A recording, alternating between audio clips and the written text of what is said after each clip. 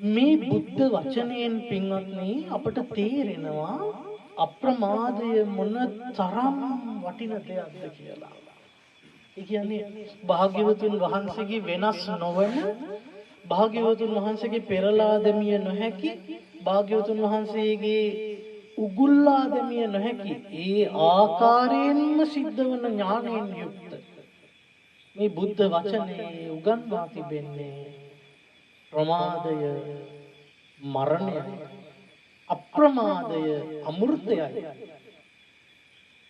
ප්‍රමාදී පුද්ගලයෝ ජීවත්ව සිටියත් මලවුන් වැනි අප්‍රමාදී පුද්ගලයෝ මරණයට පත් වූවත් අමරණීයයි ජීවත් වන්නන් බව.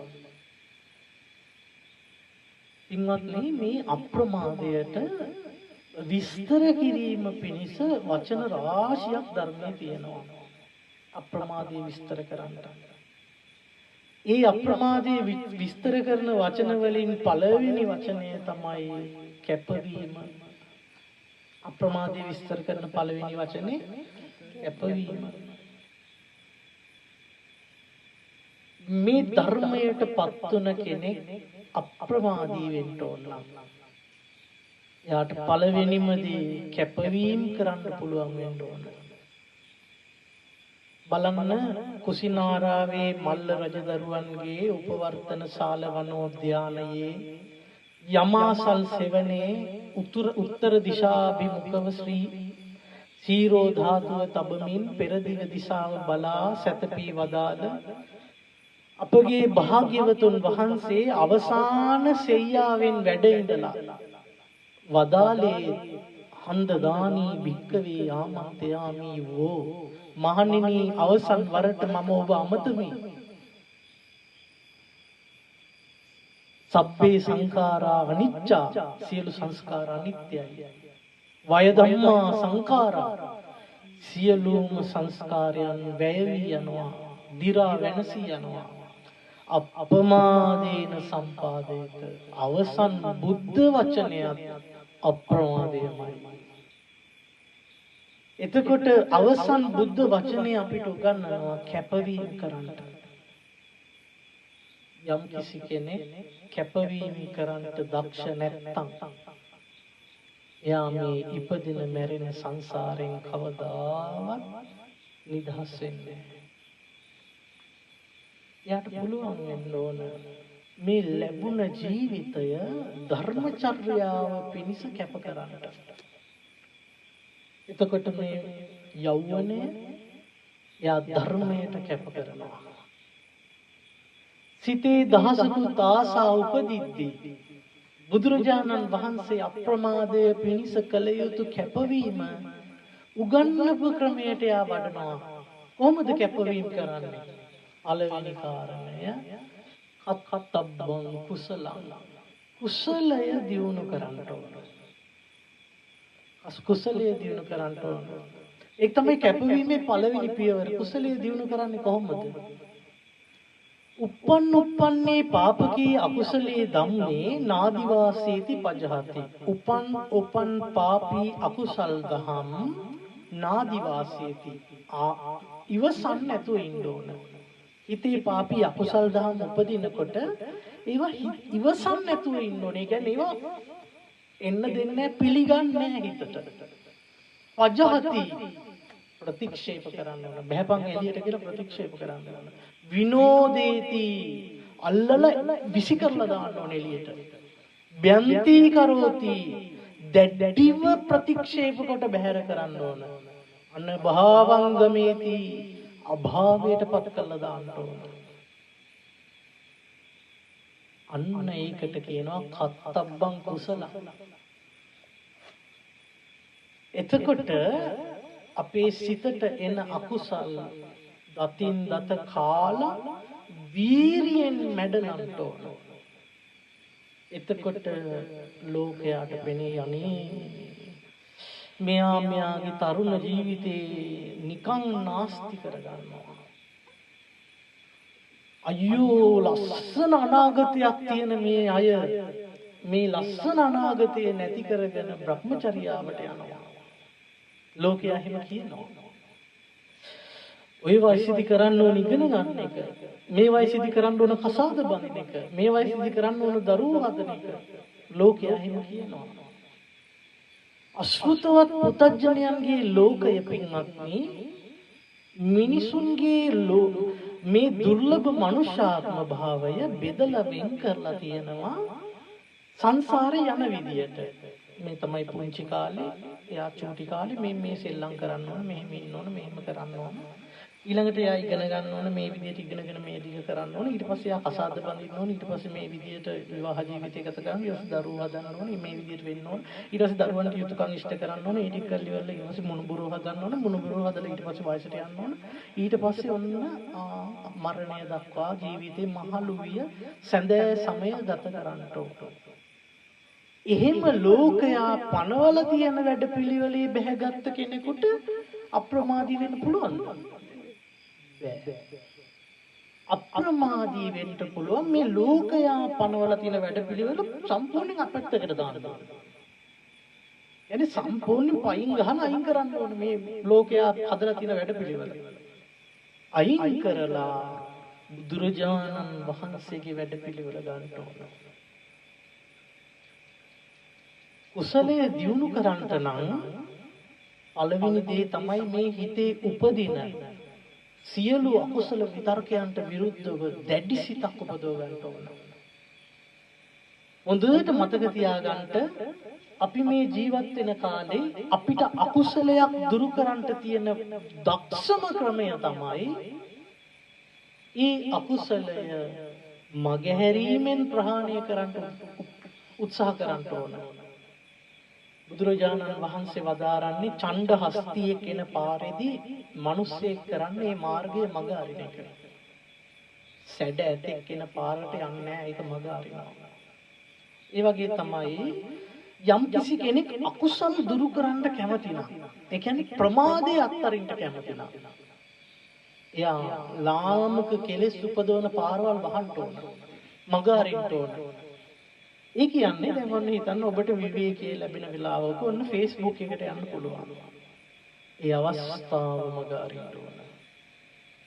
ෆෝන් එක පාවිච්චි කරන අවස්ථාව මග අරින්න ඕන. මොකද අපි දන්නවා වර්තමානයේ එලෙස් උපදවන උල්පත තමයි ජංගම දුරකථනය. දුරකථනයෙන්මයි කෙලෙස් උපදින්නේ. දුරකථනයෙන්මයි අකුසල උපදින්නේ. දුරකථනයෙන්මයි කුසලයේ පරිහානියට යන්නේ. ඒ නිසා දුරකථනය පරිහරණය කිරීමේදී නුවණින් යුක්තව ලාමක විදියට පරිහරණය කරන්නට තියෙන අවස්ථා මග අරින්න ඕන. හිතට එන මේ ලාමක අවස්ථා ඉවසන් නැතුව දුරු කරන්න ඕන.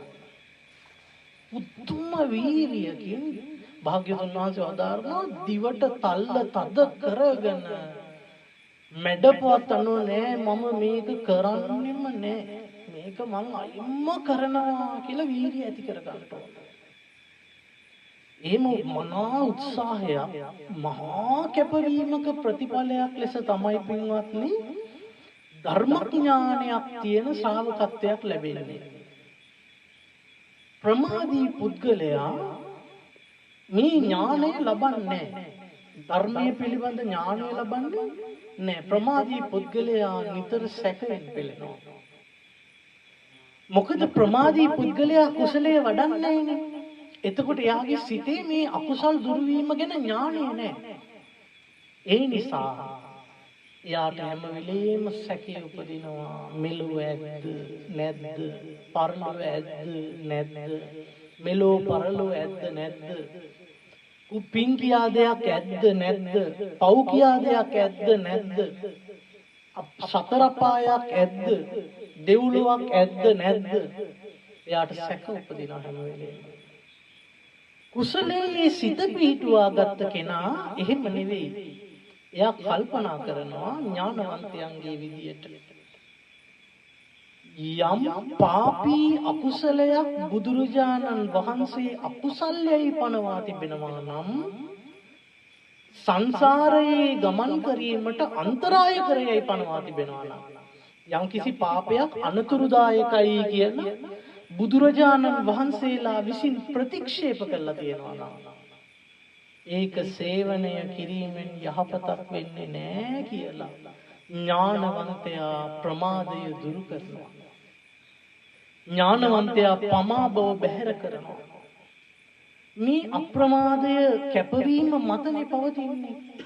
ඒ කියන්නේ යාට පුළුවන් වෙන්න ඕන යෞවනය කැප කරන්නට, ආශාවන් කැප කරන්නට, ඇසේ සතුට කැප කරන්නට, කනේ සතුට කැප කරන්නට, නාසයේ සතුට කැප කරන්නට, දිවේ සතුට කැප කරන්නට, කයේ සතුට කැප කරන්නට. දැන් බලන්න මුළු දවසම හිරු උදාවේ පටන් රාත්‍රියේ මධ්‍යම යාමය වෙනතුරු දැන් අපි දඹුල්ලෙන් යනකොට පාන්දර අපි දැක්කා එළවලු පටෝපු ලොරි පොලිමේ නවත්තලා තියෙනවා එකක් පිටිපස්සේ එකක් විනාඩි 10කට 15කට සැරේයි අඟලක් ඉස්සරහට යනවා අඩියක් ඉස්සරහට යනවා අඩියක්වත් යන්නේ පොඩි දුරක් යනවා ආය නවතිනවා කොච්චර වෙලා ඉඳලාද කියලා බැලුවම මේ පාන්දර 3ටත් පොලිමේ ඉන්නේ ඊට කලින් දවසේ හවස ආපු අය කොමඩු පටවගෙන වම්බටු පටවගෙන පොලිමේ ඉන්නවා තව පිරිසක් මේ මහා බර ගෝණි කර ගහගෙන කරේ තියාගෙන මුළු දවසම දුක් විඳිනවා මේ ඔක්කොම කාමයන් නිසායි මේ සියලු දෙනාම කාමයන් නිසායි මේ දුක් විඳින්නේ කාමයන් නිසායි මේ නිදි මරන්නේ වෙන කිසිවක් නිසා නෙවෙයි කාමයන් නිසාමයි දුකටපත් වෙන්නේ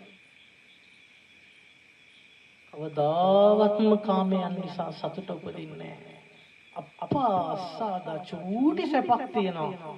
ඒක මේ තවරලා තියෙන විලේපනයක්. ආලේප කරලා තියෙන්නේ. අල්ප ආස්වාද සහිතයි කාමයන්. බලන්න අපි සම මස් මත ආලේප කරලා තියෙන්නේ. මස් මත ආලේප කරලා තියෙන මේ සම ඉතා තියුණු කුඩා කටුවකින් උනත් පාරන්න පුළුවන් තුවාල කරන්න පුළුවන් තුවාල කරපු ගමන්ම තෙත සහිත දුගඳින් යුක්ත පිලි ගඳින් යුක්ත තෙත සහිත මාංශ සමග රුධිරය එනවා එළියට එතකොට මේ කාමයන්ගේ ආස්වාදය මේ සම මතයි තිබෙන්නේ බලන්න දැන් ලෝකයේ තියෙන උසස් හරි පහත් හරි දුර හරි ළඟ හරි සැප හරි දුක් හරි මොනම හෝ කාම සම්පත්තියක් තියනවා නම් ඒක මේ හැම මුල් කොට නෙවෙයි තියෙන්නේ දැන් මේ හිතන්න මේ අතේ හැම ගලවලා ඊට පස්සේ මේ අත පිරිමැද්දොත් මේ ශරීරයට පහස නැමැති කාම සැපේ දැනේද? දැනෙනවා. මේ හැම අපේ හැම ගලවලා ඊට පස්සේ හැම පිරිමදිනවා. එතකොට මේ පිරිමැදීමේ සැපය දැනෙනවද අතට? දැනෙන්නේ නැහැ. කුමක් සීමා කොටද මේ සැපේ තියෙන්නේ? පිරිමදින සැපය. සම්බාහන සැපේ තියෙන්නේ කුමක් මුල් කොටද? සම්ම මුල් කොටයි. ඒ සම්මිතාසියුම් ආලේප කරලා තියෙන්නේ.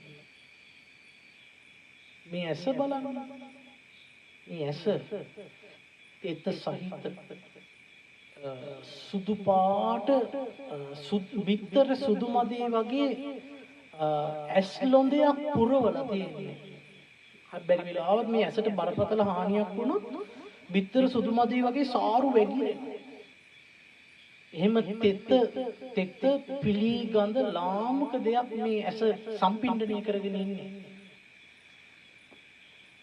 වහා බිඳිලා යන කවයක් ඇතුලේ බෝලයක් ඇතුලේ වටකුරු බෝලයක් ඇතුලේ මේ ඇස තියෙන්නේ. ඉතින් මේ ඇස ආලෝකය පිහිට කරගෙන රූප දකිනවා. ඒ දකින රූප මාත්‍රයක් මත තමයි කාමය තියෙන්නේ. ඒ රූප මාත්‍රය මත කාමය තියෙන්නේ. ඉතින් මේ කාමය ඇස මුල් කොට සිතේ උපදිනවා. හම මුල් කොට සිතේ උපදිනවා. කන මුල් කොට සිතේ උපදිනවා. නාසය මුල් කොට සිතේ උපදිනවා. දිව මුල් කොට සිතේ උපදිනවා. කාමයන් කියන්නේ සිතුවිල්ල. කාමයන් කියන්නේ සිතුවිල්ල. ඉතින් මේ කාමයන් නිසා තමයි සියලුම සත්වයෝ දුකටපත් වෙලා ඉන්නේ. යම් කෙනෙක් මේ කාමයන් බැහැර කළොත් එයාට දුකටපත් වීමට නැවත හේතුවක් නැහැ. ඒ නිසා බුදුරජාණන් වහන්සේ කත්තබ්බං කුසලං කියලා පනවන්නේ කාමයන් බැහැර කිරීම පිණිස කුසලයේ වඩන්නට ඕන. ඒ කියන්නේ කාමයන් බැහැර කිරීමට කියන නම මොකද? නෙක්ඛම්ම. කාමයන්ගේ නික්මීම පිණිස කුසලයේ වඩන්නට ඕන. දෙවෙන්න තමයි ව්‍යාපාදය බැහැර කිරීම පිණිස කුසලයේ වඩන්නට ඕන. ව්‍යාපාදය කියන්නේ කාම අරමුණු ලැබෙන්නේ නැති වුණාම හිත ගැටෙනවනේ. දැන් කාමයේ ලැබෙනකොට හිත නැලවෙනවා. හිතට සතුටුයි. නොලැබෙනකොට මොකද වෙන්නේ? හිතේ ගැටීම උපදිනවා, තරහ උපදිනවා. හැම විටම පින්වත්නි මේ සිතේ තරහ උපදින්නේ කාම අරමුණක් නොලැබීම නිසායි. කැමැති පරිදි කාම අරමුණ නොලැබෙන කල්හි තරහ උපදිනවා, ව්‍යාපාදය උපදිනවා. ඊළඟට හිංසා කරන කල්පනාව තියෙනවා. මේ කුසල් අරමුණේ හිත නොවඩන කෙනාට හිංසා සංකප්ප උපදිනවා. හිංසා කරන කල්පනා ඇති වෙනවා. තරහ යනවා, පරුෂ වචන කියනවා, පහර දීමට උත්සාහ කරනවා, පහර දීමට නැගී සිටිනවා, අත ඔසවනවා, පහර දෙනවා, පරුෂ වචනයෙන් බැනවදිනවා, වචන නැමැති උල්වලින් විදිනවා. මේ සියල්ල හිංසාව මුල් කොටයි පවතින්නේ.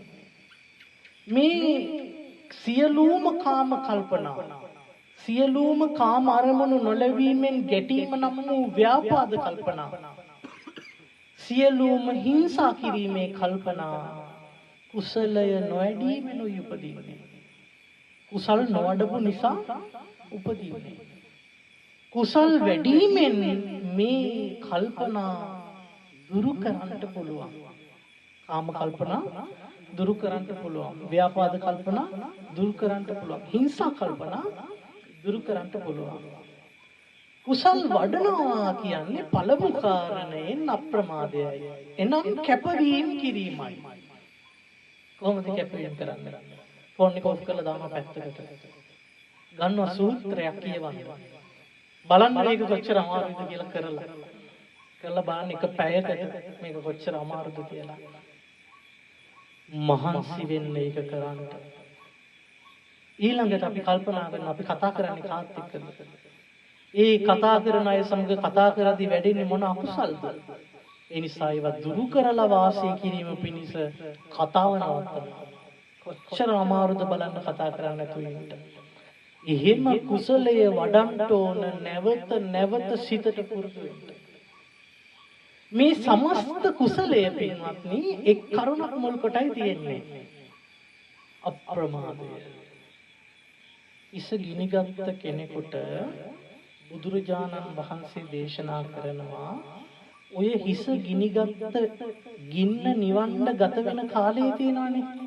ඒ කාලේ ඔළුව ගිනි ගන්න එක නිවන්න මහන්සි වෙන්න එපා කියනවා. ඔළුව ගිනි ගත්තා වේ. ඒ ගින්න නිවන්න ගත වෙන කාලයක් ධර්මයේ හැසිරෙන්න ගත කරන්න කියනවා. ඒ බුදුරජාණන් වහන්සේ එහෙම කියන්නේ. සියල්ල දන්නා වූ, සියල්ල දකින්නා වූ, සියල්ල අවබෝධ කොට වදාලා වූ ඥානයෙන් උන්වහන්සේ දකිනවා. ඉස ගිනි ගන්න මොහොතේ ඒ ගින්න නිවන්න ගත කරන කාලයක් මේ සංසාරයට ප්‍රමාදයක්මයි. මේ සංසාරයට ප්‍රමාදයක්මයි. එතකොට ඔළුව ගිනි ගන්න කෙනෙකුට ඒ හිසේ කෙස්වල ගින්න නිවන වෙලාවත් සසරට ප්‍රමාදයක් නම් සසරට ප්‍රමාදයක් නම් කොයි තරම් මේ සසර පමා වෙලාද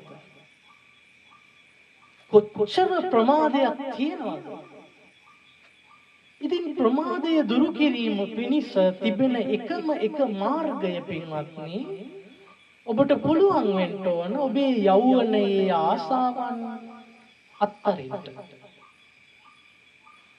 මේ ජීවිතය හරියට උක්දණ්ඩක් වගේ උක්දණ්ඩක් උක්කඹරන යන්ත්‍රයකට දාලා අඹරලා මිරිකලා ගත්තාම උක් කපේ එළියට වැටෙනවා යුස ටික බේරිලා උක් කපේ එළියට වැටෙනවා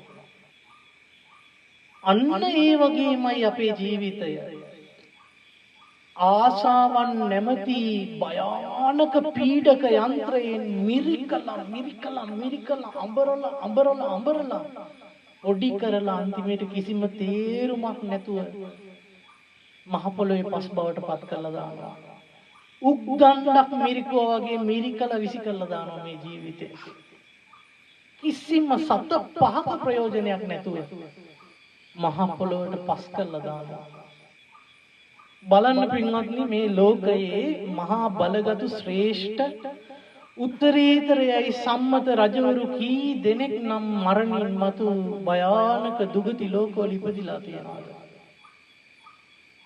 කොයිතරම් ශ්‍රේෂ්ඨ ආනුභාව සම්පන්න දෙවි කෙනෙක් වුණත් කාම බන්ධනයෙන් බැඳ දැමුවට පස්සේ ව්‍යාපාද බන්ධනයෙන් බැඳ දැමුවට පස්සේ හිංසා බන්ධනයෙන් බැඳ දැමුවට පස්සේ අකුසල් මත්තෙම නැහිලා යනවා ඒ නිසා අපිට පුළුවන් වෙන්න ඕන තේරුම් ගන්න නිෂ්ඵල දෙයක් වෙනුවෙන් කරන වෑයම කොච්චර ලාමකද මැරෙන ස්වභාවයට අයිති කෙනෙක් මැරෙන දෙයක් වැළඳගෙන මරණය කරා ගමන් කරනවා නම් කොච්චර මෝඩද කොයි තරම් අඥානද වයසට යන ස්වභාවයෙන් යුක්ත කෙනෙක් වයසට යන දෙයක් වැළඳගෙන වයසට යන දේවල්ම පතපත මහලු බව කරා යනවා නම් ඒක කොච්චර ලාමකද කොච්චර පහක්ද මේ මනුෂ්‍යාත්ම භාවය සංසාරි කල්ප කෝටි ගානකින් ලැබුණ ත්‍යාගයක් මේක සංසාරේ පුණ්‍ය වාසනාවෙන් ලැබුණ තෑග්ගක්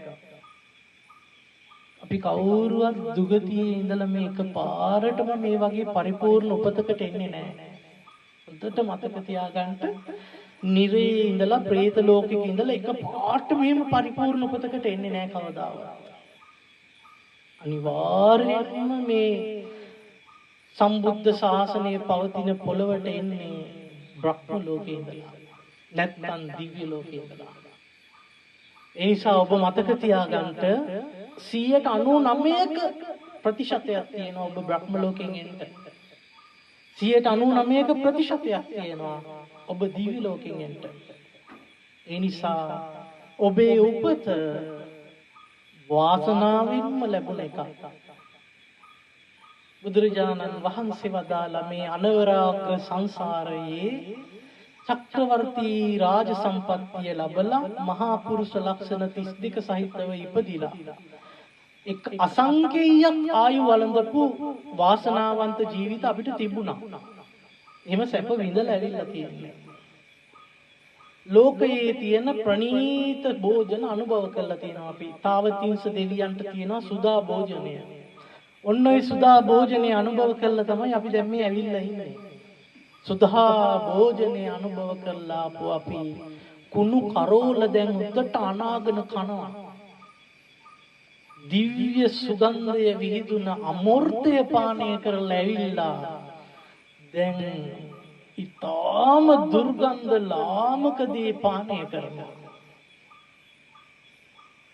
දිව්‍ය සයනාසනවල ඊටාම සුඛ ස්පර්ශ ඇති දහස් ගණන් සැප යහන් වල සැතපීලා ඇවිල්ලා දැන් පොඩි මෙට්ට පොඩ්ඩකට ඇලිලා ඒකේ වැතිරිලා ඉන්න ආස කරනවා.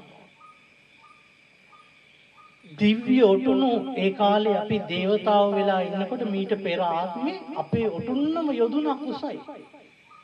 අනිකරම මුක්ත මාණික්‍ය වලින් ඔබවල හදපු ඔටුනු යොදුනක් උස ඔටුන් අත්හැරලා මනුස්ස ලෝකෙට ඇවිල්ලා පුංචි තානාන්තරයක් ලබන්න පොඩි රස්සාවක් හොයාගන්න නොවිඳිනා දුක් විඳිනවා.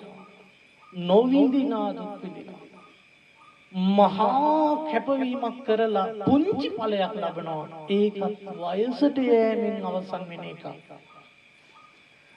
ආදරය කරන අයගෙන් වෙන්වීමේ දුක උරුම කරගෙන ආදරය කර කර වැළඳගෙන වෙන් වෙලා යෑමේ ශෝකයම උරුම කරගෙන මරණය කරා යනවා. ඉන්වත්නි චුද්ධෝ අපේත විඥාන බුද්ධ වචනේ විඥානයේ මේ සිරුර අත්හැරියාම අපේ සිත මේ සිරුර අත්හරිනවානේ. නිරත්තංව කලින්ගර දර කෑල්ලක් වැටෙනවා වගේ මහ පොළොවට ඇදගෙන වැටෙනවා අපි.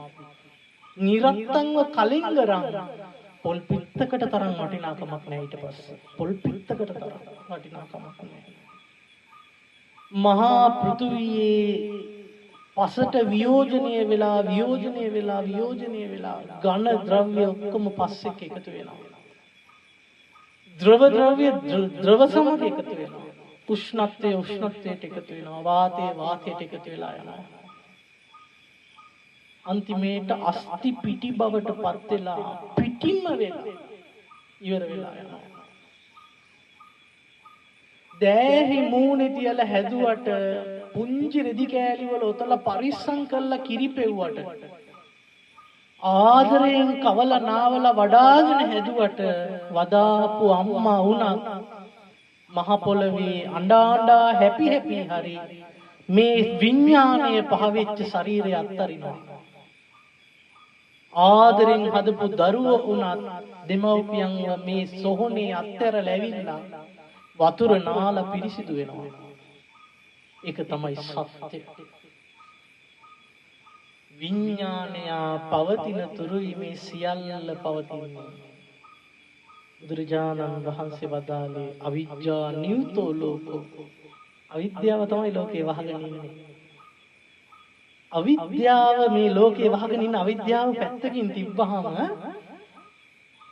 වැළපෙමින් දරුවන් වලලපු පොළවේ වසරක් දෙකක් ගත වෙන විට ඒ මව්පියෝම ප්‍රීති උත්සව පවත්වමින් සින්දු කියලා නටනවා. ලෝක ස්වභාවය. ශෝකයා අනිත්‍ය බවට පත් වුණා. වැළපෙමින් මව්පියන් වලලන පොළවේ දරුවෝ වසරක් ගත වීමටත් පෙර ප්‍රීති උත්සව පවත්වා සතුට වෙනවා. ලෝක ස්වභාවය.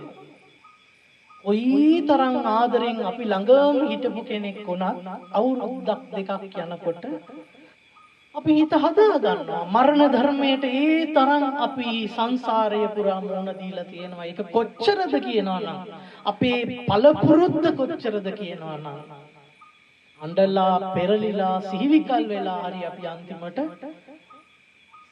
බහුතරය හිත හදා ගන්නවා. ඒ නිසා පින්වත්නි මරණය නෙවෙයි මෙතන තියෙන ප්‍රශ්නේ. ජීවිතයක් නෙවෙයි මෙතන තියෙන ප්‍රශ්නේ. වියදණ්ඩේ උපමාව අනුව ආය අපි මිනිස්සු වෙන්නේ නැහැ. වියදණ්ඩේ උපමාව සිද්ධ වුණත් මිනිස්සෙක් වෙන එක සිද්ධ වෙන්නේ නැහැ. ඉතින් මරණයට පත් වූ සත්වයන් කැමති වුණත් අකමැති වුණත් සර්වඥයන් වහන්සේගේ වචනය අනුව යම රජු ඉදිරියට පැමිණෙන්න සිද්ධ වෙනවා. නැත්නම් ප්‍රේතයන් අතරට යන්න සිද්ධ වෙනවා. එහෙමත් නැත්නම් බිත්තරයක් ඇතුලේ බැස ගන්නවා. එහෙමත් නැත්නම් මව් කුසක බැස ගන්නවා. මේ උප්පත්ති ස්වභාවය උරුම කරගෙන සංසාරේ යන කිසිම කෙනෙකුට පිහිටක් නම් නැහැ. පිහිටක් නම් නැහැ. ආරක්ෂාවක් නම් නැහැ. කිසිදු රැකවරණයකුත් නැහැ. නතං මාතා පිතා කෛරා අඤ්ඤේවා පිච ඥාතකා. බුදුරජාණන්සේගේ වචනේ නතං මාතා මේ අපිට මේ අම්මා කියලා කෙනෙක් පිටට එන්නේ නෑ. පිතා තාත්තා කියලා කෙනෙකුත් කෛරා වෙන කවුරුත් නෑ. අම්මත් නෑ තාත්තත් නෑ. වෙන කවුරුත් ඇත්තෙත් නෑ. අඤ්ඤේවා පිච ඥාතකා වෙනත් නෑදෑයෙකුත් පිටට පැමිණෙන්නේ නෑ. දැන් හුස්ම හිර කරලා පපුව නැවතිලා පොළවේ ඇදගෙන වැටෙද්දී අම්මෙක් නෑ පිටට. තාත්තෙක් නෑ පිටට. ඉතාම දියුණු ඉතාම ඉහළ තාක්ෂණයෙන් යුක්ත විශේෂ වෛද්‍යවරුන්ගේ අවධානයේදී පවා රෝහලක සයනය මත මරණ ධර්මය පැමිණෙනවා. වළක්වන්න බෑ. ලෝකේ දක්ෂම වෛද්‍යවරු වට කරගෙන ප්‍රතිකාර කළත් මරණ ධර්මයා පැමිණෙන කල්හි පිටක් ලබන්න බෑ. අඤ්ඤේ වාපිච ඥාතක. ඒ නිසා නෑයන්ගෙන් පිටක් ලැබීම ගැන කතාවක් කරලා වැඩක් නෑ. එකම පිටයි තියෙන්නේ කියන බුදුරජාණන් වහන්සේ. එකම පිටයි. සම්මාපනිහිදං චිත්තං යහපතට පත් කළ හිත යහපතට පත් කළ හිත එනවා පිටට ඒ වෙලාවට. ඒ නිසා කාම අරමුණු වලට විරුද්ධව බය නැතුව පහර දෙන්න. කාම අරමුණු හිතට එනකොට ධර්මයේ යගදාව යොදලා බය නැතුව පහර දෙන්න. මොකද මරණයේදී ඒ සිත පිහිටට එනවා. ඒ සිත පිහිටට එනවා. මරණයේදී ඔබට පිහිට පිණිස පවතින හිතක් හදලා තියාගන්න. බය නැතුව ද්වේෂ අරමුණ එනකොට මෛත්‍රියේ තියුණු ආයුධ වලින් පහර දෙන්න.